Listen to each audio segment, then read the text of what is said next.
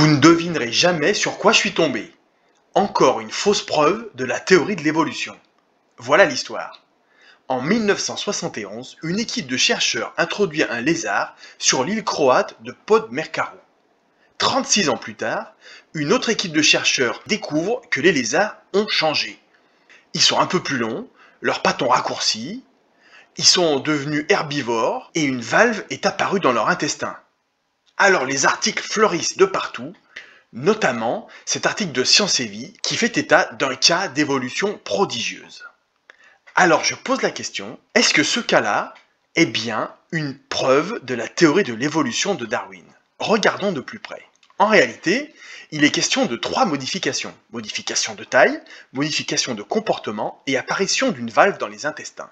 Alors, on pourrait croire que c'est en faveur de la théorie de l'évolution, qui prétend qu'il y aurait eu apparition d'une première forme de vie, puis ensuite, par des mutations aléatoires, il y aurait eu apparition de petites modifications, puis de nouveaux organes, puis finalement de nouvelles formes de vie, pour créer finalement ce qu'on appelle l'arbre de vie. Mais est-ce bien le cas? Regardons de plus près l'article. Toutes ces modifications sont dues à un changement de régime alimentaire. D'insectivores, les lézards sont passés à herbivores. Alors, je pose la question, évolution ou création? Parce qu'il y a bien une autre hypothèse, celle de la création. Dans ce cas-là, c'est Dieu qui crée directement les différentes formes de vie, avec des petites variations possibles, mais à l'intérieur, disons, des familles d'animaux. Pas de passage d'une forme de vie à une autre. Donc comment savoir quelle est la bonne hypothèse? Regardons plus loin dans cet article. On y apprend 2 choses.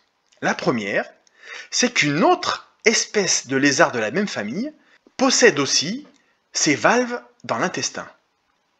Et il se trouve que cette espèce est également herbivore. Deuxième indice, on apprend que le génome de ces lézards n'a pas changé. Il s'agit de la même information génétique, de la même molécule d'ADN. Alors, avez-vous une idée de ce qui s'est passé?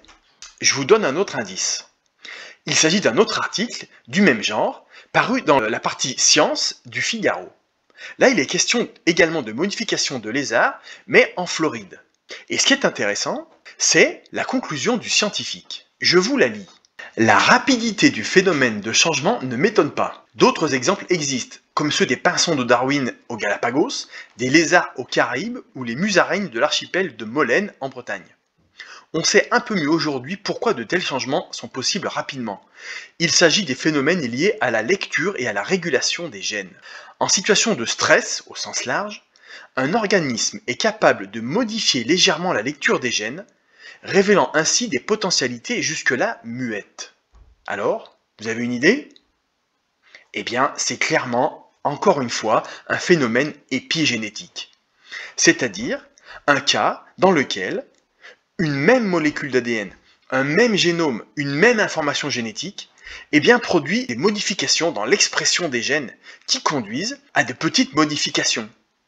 Et c'est exactement ce qui se passe ici. Le changement de régime alimentaire a conduit à la modification de la taille, du comportement. En réalité, la nourriture végétale était bien plus abondante que les insectes et il n'y avait pas la nécessité de chasser. Donc les lézards sont devenus légèrement plus gros et un peu paresseux et beaucoup plus paisibles. Et également, il était prévu au départ, dans le programme génétique, dans l'ADN, cette capacité à faire apparaître une valve dans l'intestin pour aider à la digestion, finalement, des herbes. Donc cet exemple est-il en faveur d'une évolution aléatoire ou d'une création directe des lézards avec leur ADN prodigieux déjà formé au départ?